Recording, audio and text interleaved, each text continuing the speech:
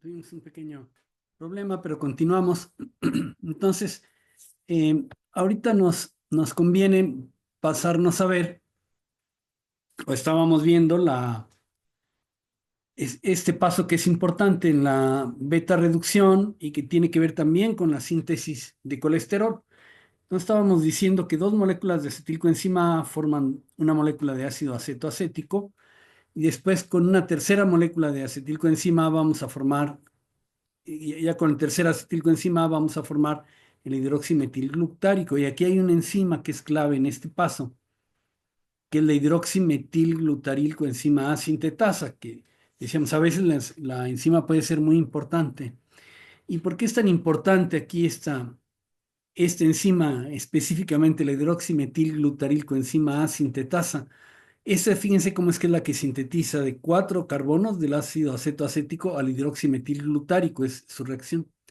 Bueno, pues en pacientes que tienen colesterol elevado, si ustedes inhiben esta reacción, por medio de estas moléculas que se llaman las estatinas bloquean al hidroximetilglutaril coenzima A, o a veces simplemente le dicen la HMG coenzima A sintasa, la inhiben.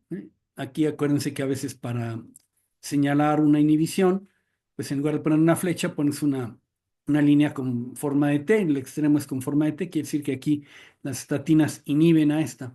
Bueno, el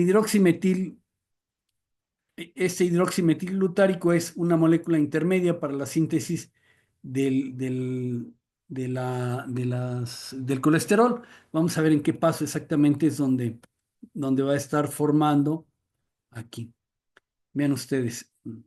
Aquí, en este paso, va a pasar, aquí hay un error, aquí dice beta hidroxibutirato, debería de ser la hidroximetilglutaril, el hidroximetilglutárico, ¿no? El que aquí debería estar. Esta molécula de 6 carbonos va a liberar un dióxido de carbono y nos va a dar el isopentilo. Este isopentilo es una molécula de 5 carbonos. Aquí está esquematizado. Fíjense cómo es que a veces pueden esquematizar. Ustedes han de saber que ahí se pueden esquematizar las moléculas de carbono. Aquí está el carbono 1. Cada ángulo es un carbono. 2, 3, 4. Pues como en el enlace, en la glucosa, que son 6 átomos, ¿no? Y cuando es carbono, pues simplemente se pone un ángulo. Entonces, aquí está el carbono 1, 2, 3, 4 y el 5 que está aquí flotando. Este isopentilo es la base para formar tanto las vitaminas como el colesterol. Entonces, si ustedes toman dos isopentilos, les da un geranilo de 10 carbonos. Si le ponen otro isopentil, les da el farnesilo, que es de 15 carbonos. Si ustedes unen dos farnesilos, forman el lanosterol, que es de 30 carbonos, y si después a este lanosterol le quitan 3 carbonos, les queda el colesterol, que es de 27 carbonos. Bueno, entonces, bueno, ya decíamos que aquí debería decir el, ese otro, el hidroximetilglutárico, pero este hidroximetilglutárico, entonces cuando yo inhibo la síntesis de este metilglutárico, pues inhibo también la formación de isopentilo e inhibo la formación de colesterol.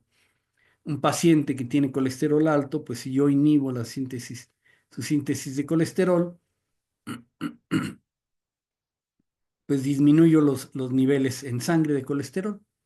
Bueno, y luego el isopentilo también va a ser clave para sintetizar todas estas vitaminas. Fíjense, la A, la D, la E, la K, se sintetizan a partir del isopentilo. Entonces, esta molécula de isopentilo también vean cómo es que es una molécula clave en el metabolismo. Acuérdense que del colesterol, aquí ya no lo mencionamos tampoco, pero del colesterol después, pues van a seguir para acá todas las hormonas esteroideas, ¿no? Las, las hormonas sexuales, testosterona, estrógenos, progesterona, los adrenocorticoides y los mineralocorticoides, ¿no? Que es los adrenocorticoides es la cortisona, ¿no? Entonces la cortisona es derivada del colesterol. Entonces vean cómo es que todas estas moléculas son derivadas del isopentilo y dense cuenta que el isopentilo también es derivado a su vez de la acetilcoenzima A, ¿no? Tres acetilcoenzimas A van a formar el hidroximetilglutárico, se libera un dióxido de carbono y ahora sí aquí nos queda el isopentilo, ¿ok? Entonces aquí está la síntesis de colesterol. Y luego también este, este ácido acético también va a ser clave para la formación de cuerpos cetónicos. Como ustedes bien saben, cuando bajan los niveles de glucosa, el organismo tiene que empezar a utilizar ácidos grasos. No puede utilizar un ácido graso completo como fuente de energía, sobre todo, por ejemplo, el sistema nervioso, pues no puede utilizar, solo puede utilizar glucosa, ¿sí?, como fuente de energía. Y como excepción puede utilizar los cuerpos cetónicos, que es el ácido acetoacético, el beta hidroxibutirato, ¿no? Y aquí vamos a ver algunos otros, ¿no? Ahí está otra vez el acetoacetato, el beta hidroxibutirato. Bueno, básicamente estos dos son los que el hígado los va a formar, los va a lanzar a la sangre, y entonces ya el sistema nervioso puede utilizar el acetoacetato y el beta hidroxibutirato como fuente de energía. Los dos son de 4 carbonos, pero son la excepción. Realmente el organismo debe estar en niveles muy bajos de, de glucosa, ¿no? Un paciente diabético, por ejemplo, pues ya no puede utilizar la glucosa, entonces va a empezar a formar acetoacetato y beta hidroxibutirato, y eso los va a utilizar el sistema nervioso como fuente de energía, pero es algo de emergencia. Eh, y luego de estos dos, del acetoacetato y del beta hidroxibutirato, bueno, más bien del acetoacetato, se va a liberar CO2 de manera espontánea, y nos va a quedar la acetona. La acetona, vean ustedes que es una molécula de 3 carbonos con su grupo ceto en medio que hace justo referencia a la acetona. La acetona, pues todos la conocemos porque, por ejemplo, el, el solvente de los plumones para el pintarrón lleva su solvente es acetona, entonces si uno huele un poco esos plumones huelen a acetona. También el líquido para quitar el esmalte de las uñas también está hecho de acetona. Entonces ese olor, pues estamos muy familiarizados. Entonces, un paciente con un coma diabético, pues empieza a sintetizar grandes cantidades de acetoacetato, de beta hidroxibutirato, y tanto el acetoacetato como la acetona tienen olor a acetona. Entonces, por eso los pacientes en coma diabético, pues huelen, su aliento es a acetona. La acetona, la única manera de eliminarla es por respiración. Entonces, pues tienen ese olor típico, ¿verdad? Este es un signo que nos puede orientar a veces un paciente en coma, que no sabemos cuál es la causa por la que está en coma, ¿no? A veces hay pacientes que nunca antes no sabían que eran diabéticos y de pronto están inconscientes, los llevan al hospital. Y bueno, lo primero que hay que buscar en cualquier paciente inconsciente es si no tiene olor a acetona, ¿no? Algunos dicen que parece como a manzana. No lo sé, yo recuerdo que es un olor así muy peculiar. Yo trabajé solamente un año en hospital, el internado, luego ya me dediqué a hacer investigación. Y recuerdo que sí tienen un olor muy, muy peculiar, pero bueno, cuando estén en hospital, pues les tocará ver seguramente algún caso de estos. Pero bueno, esta es la formación de cuerpos cetónicos, eh, y que está muy relacionado entonces con todos estos procesos, ¿verdad? Eh, bueno, y si nos damos cuenta, pues ya revisamos, ya hicimos un pequeño repaso de los principales este, vías metabólicas de las grasas, ¿no? Que fue la beta reducción, la beta oxidación, la síntesis de vitaminas, que bueno, nada más la mencionamos, ¿no? Pero es esto, isopentilos que se van modificando y después forman a todas estas vitaminas. La síntesis de colesterol, que es importante en clínica, sobre todo por pacientes con infarto al miocardio, ¿no? Y la formación de cuerpos cetónicos. Bien, ahora vamos a mencionar finalmente ya los aminoácidos. Vamos a poner solamente dos ejemplos de aminoácidos, y vamos a ver estos dos ejemplos de aminoácidos. Uno lo vamos a ver con el ácido glutámico, de su metabolismo, cómo es que se relaciona mucho con estas vías, cómo se relaciona. Y después veremos también el de la fenilalanina. La fenilalanina es un aminoácido y vamos a ver que de la fenilalanina pues se sintetizan muchas hormonas, ¿no? Una, dos, tres, cuatro, cinco, seis hormonas son derivadas de la fenilalanina. Bueno, vamos a ver estos dos ejemplos, ¿no? Pero fíjense cómo es que aquí, cuando estamos hablando de la integración de vías, cómo es que están aquí los carbohidratos que ya vimos, ¿no? Cómo es que viene aquí la glucólisis, la descarboxilación del piruvato, ciclo de Krebs, fosforilación oxidativa, lípidos, ya los vimos también. Y aminoácidos, vamos a ver cómo es que este metabolismo de los aminoácidos también se va a relacionar con el ciclo de Krebs y con algunos otros ciclos. Entonces vamos a ver primero del ácido glutámico, cómo se relaciona. Entonces yo tengo aquí el ácido glutámico, que es un aminoácido. Como ustedes bien saben, los aminoácidos tienen en su extremo eh, tres moléculas invariablemente, que es un grupo amino, que es un grupo carboxilo y que es su hidrógeno. Y luego está su radical. El ácido glutámico, como bien dice su nombre, pues es un ácido y se llama ácido porque su radical es ácido. Casualmente, también tiene un carboxilo en su extremo.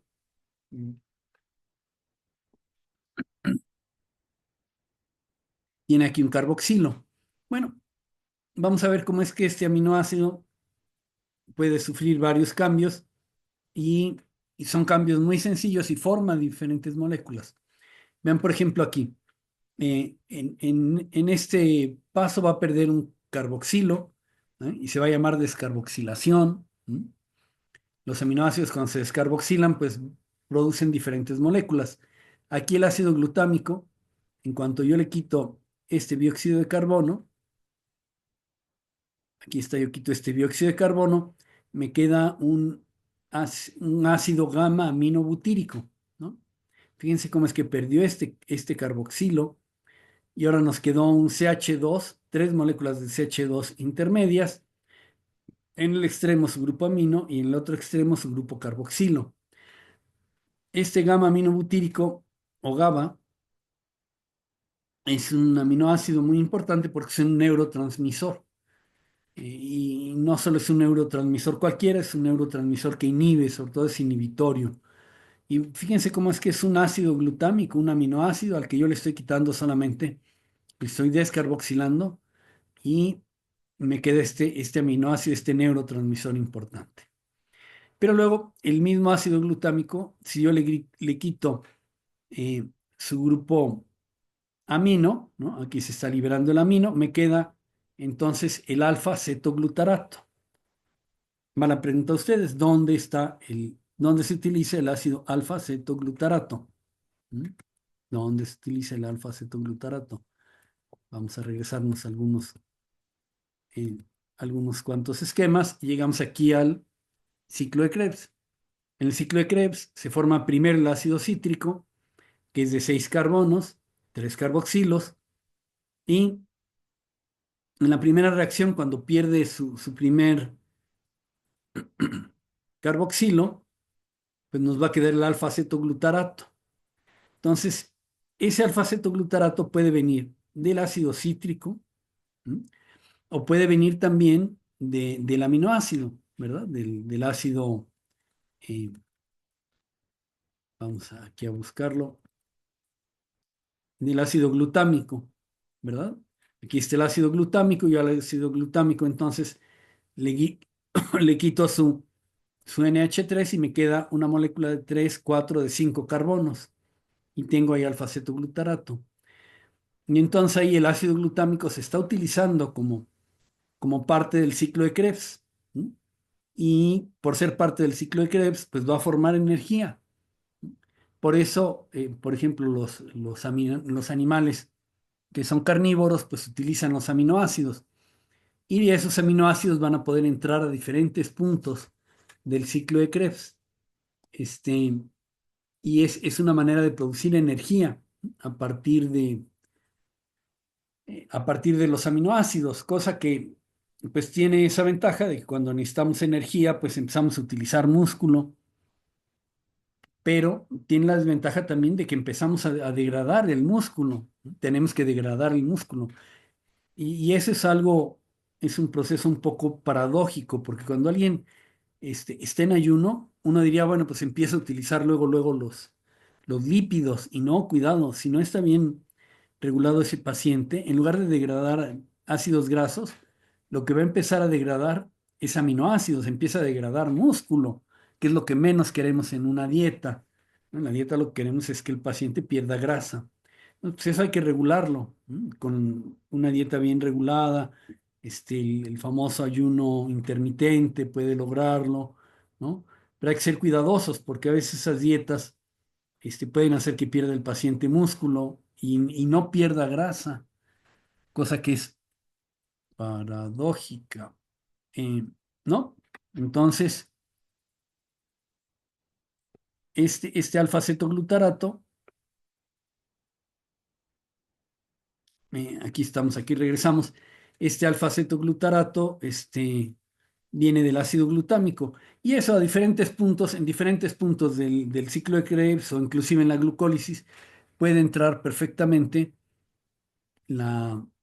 muchos aminoácidos, ¿no? Bueno, y, y luego también a veces pueden darse reacciones de transaminación. Eh, por ejemplo, a veces se puede dar la transaminasa glutámico-pirúvica. Aquí está, fíjense, otra enzima que es importante. Entonces aquí tienen el alfa-cetoglutarato, ¿no? Puede unirse con una alanina y entonces el alfa-cetoglutarato, la alanina le va a donar su grupo amino al alfa-cetoglutarato y que tenemos pues un ácido glutámico, ¿no? Y la alanina va a perder su grupo amino y nos va a quedar piruvato, ¿no? Entonces el piruvato pues está entrando, fíjense cómo es que aquí el piruvato está entrando justamente en glucólisis, ¿no? En el paso previo para formar acetilcoenzima A. Y por otro lado está formando un aminoácido, ¿no? Y cuando se requiere este aminoácido, ácido glutámico, pues puede necesitarse para crear músculo, en fin, para mil y un funciones que puede funcionar el ácido glutámico, pues aquí queda, ¿no? Vean ustedes, y aquí estamos viendo dos ejemplos de, uno es de descarboxilación, uno es de desaminación, otro es de transaminación. Transaminación, porque el grupo amino transita, se transfiere desde la alanina hasta el alfa-cetoglutarato. Y luego vean, aquí aparece otro dato interesante desde el punto de vista clínico. Aquí la transaminasa glutámico-pirúvica es muy importante porque un paciente que tiene un infarto al miocardio va a eliminar su transaminasa glutámico-pirúvica y su transaminasa glutámico-oxalacética, dos transaminasas. ¿Por qué se elevan? Bueno, pues porque se daña el músculo cardíaco. Al dañarse el músculo cardíaco, se rompen las células, sale todo el contenido de la célula y el músculo cardíaco tiene grandes cantidades de estas hormonas, la transaminasa glutámico-pirúvica, la TGP, y de la glutámico-oxalacética, que es la TGO, ¿no? Entonces, las dos enzimas pues son importantes desde el punto de vista clínico conocerlas, es interesante su función, además, y hay que conocerlo, vale la pena, vean aplicaciones, ¿no? Decíamos, cómo es que tiene muchas aplicaciones todas estas vías metabólicas. Eh, bueno, y ya finalmente quería yo ponerles otro ejemplo de una vía de una vía de síntesis de aminoácidos, digo, de hormonas y de neurotransmisores. Fíjense cómo es que todo va a empezar con la fenilalanina. Pero la fenilalanina es un aminoácido. En español se escribe ahí con F, en inglés se escribe con pH. En inglés muchas veces la pH se utiliza como F. Y van a ver por qué estoy dejando a propósito la pH. Pero bueno, vean ustedes por qué se llama fenilalanina. Estoy señalando en este círculo la alanina, que es un aminoácido de un solo, su radical es solamente de un CH3, ¿no? Aquí están sus tres moléculas base, que es carbono alfa, el grupo amino, grupo carboxilo y el hidrógeno, ¿no? Y su grupo radical es el CH2, pero cuando se une un fenilo es finalmente una molécula, es un benceno de 6 carbonos. este, Deben aprender un poquito, seguro que saben un poco de química orgánica. Entonces, el benceno con un OH es propiamente un fenilo, pero aquí el OH se cambia por una alanina y por eso se llama fenilalanina. Bueno, si esta fenilalanina yo le añado un hidroxilo, ¿no? Que se viene aquí al carbono 3 del benceno, este, yo aquí tengo una tirosina, que podríamos decir es una hidroxifenilalanina también, es lo mismo. Pero la tirosina ya es la hormona que se secreta en tiroides. Este, bueno, no, miento, tirosina es un aminoácido. Ese aminoácido tirosina, ¿no? Ya fíjense cómo es que aquí son dos aminoácidos. Este aminoácido tirosina puede reunirse, puede captar yodo y entonces ya es la tiroxina, que ahí sí ya es la hormona. Aquí necesitaremos poner una flecha hacia abajo, ponerle su yodo y entonces ahora sí ya es la tiroxina. Pero también esta tirosina puede unirse con otro hidroxilo y nos va a dar la L-dopa. ¿Por qué se llama L-dopa? Pues se refiere específicamente a la em, a la, di, o- a la dihidroxifenilalanina. Por eso quise dejar la P de fenilo, ¿m?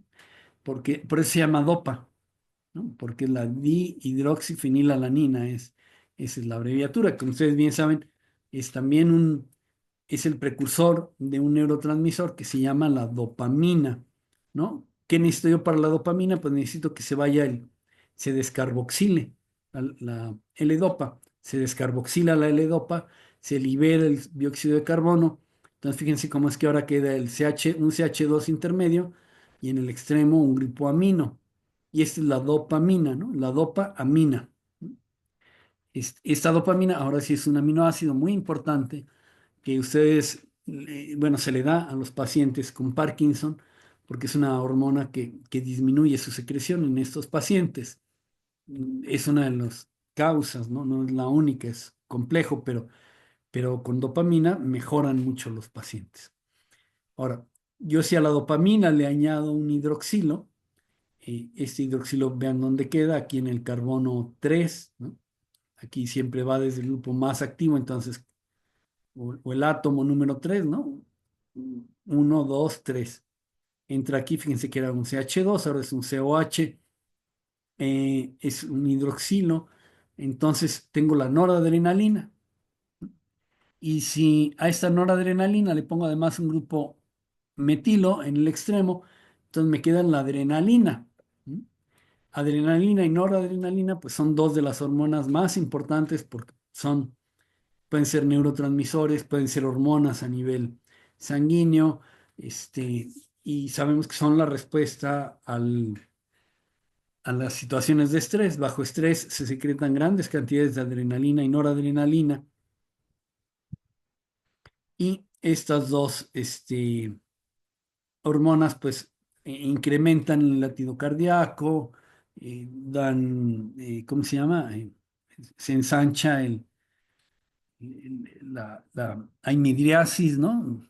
Estaba tratando de acordarme cómo se llamaba, hay midriasis a nivel de los ojos, los músculos, se va la sangre a los músculos, disminuye la sangre en algunos órganos como el intestino, etcétera, ¿no? Aquella famosa respuesta de ataque o huida que se presenta por la adrenalina y la noradrenalina. Vean cómo es que todos ellos son derivados de la fenilalanina. Vean cómo es que pues son moléculas clave para entender el funcionamiento del organismo y de la fisiología humana.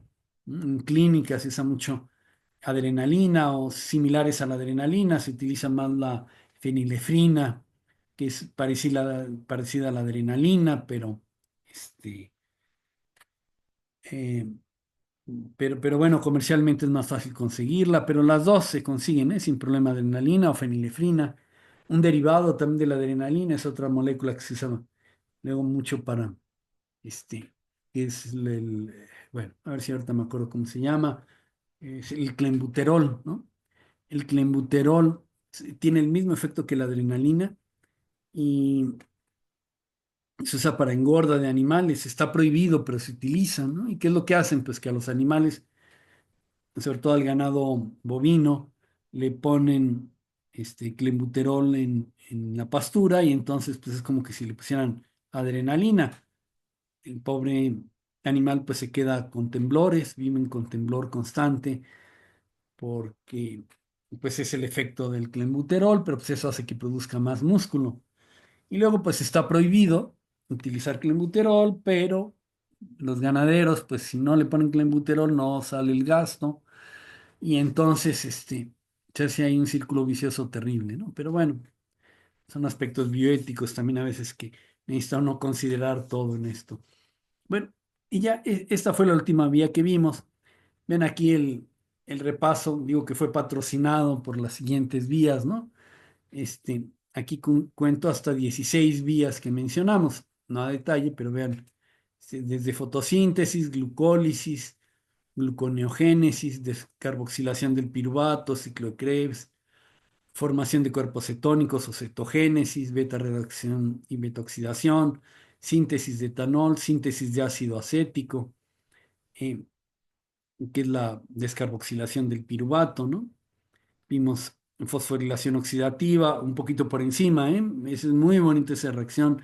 Búsquense videos en el internet, hay unos muy bonitos de fosforilación oxidativa, ya unos modelos muy bonitos y dinámicos de cómo funciona la fosforilación oxidativa, este, la oxidorreducción de citocromos, la síntesis de isopentilo, ¿no? Este, la síntesis de vitaminas, desaminación, descarboxilación, transaminación, en fin, mencionamos por ahí una o dos vías más al menos.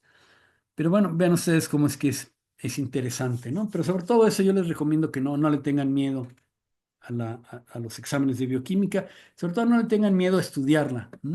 Vean que es muy bonita, en serio que es muy bonita, tiene muchas aplicaciones. Aquí pusimos algunas, pero tiene muchas más. Entonces es algo que les va a servir toda su vida profesional, toda. Entonces, pues, entusiásmense para estudiar ahora, ya se acercan los exámenes finales, pues entusiásmense. Déjenme ya quitar aquí el, voy a dejar de compartir la pantalla. Entonces, bueno, pues yo les recomiendo eso, ¿no? Que se entusiasmen con su estudio de bioquímica, que se den cuenta que es muy útil. A veces hay otras materias que es más fácil saber su utilidad, ¿no? Parece que tiene una utilidad más directa, la anatomía, ¿no? La histología. Y la bioquímica siempre nos cuesta un poco más de trabajo, pero si ustedes van buscando en qué procesos, en qué enfermedades está relacionado, son muchas, ¿no? Piensen aquí en diabetes, tenemos problemón de diabetes en México, piensen en obesidad, pues la obesidad la pueden controlar desde aquí. Este, Son dos enfermedades de las que tenemos auténtica pandemia. Cualquier especialidad que ustedes estudien van a tener problema con los pacientes, con pacientes obesos, ¿no? Con todo el que, pues ahora ya apareció por ahí el Ozempic, ¿no? Que es una molécula que inhibe al receptor de glucagón, entonces, pues los Ozempic está muy de moda y ese parece que bajará un poco los índices de obesidad, pero es tan caro que pues, solo algunos podrán utilizarlo, ¿no? Cuando ahorita tenemos una pandemia de obesidad terrible en todo el país, ¿no? Yo creo que debemos de tener arriba de un 30% de pacientes con obesidad ya franca, ¿no? Y quizás así con sobrepeso y obesidad, pues si los juntamos puede ser que tengamos un 60%, ¿no? Y hay que buscarle tratamiento por el lado de dietas, etcétera, ¿no? Bueno, ya no me extiendo más. Yo les agradezco al doctor Salomón Hernández la invitación que me hizo. Me da mucho gusto saludar también a ustedes como alumnos y esperemos algún día poder vernos y yo les deseo mucho éxito profesional. ¿Mm?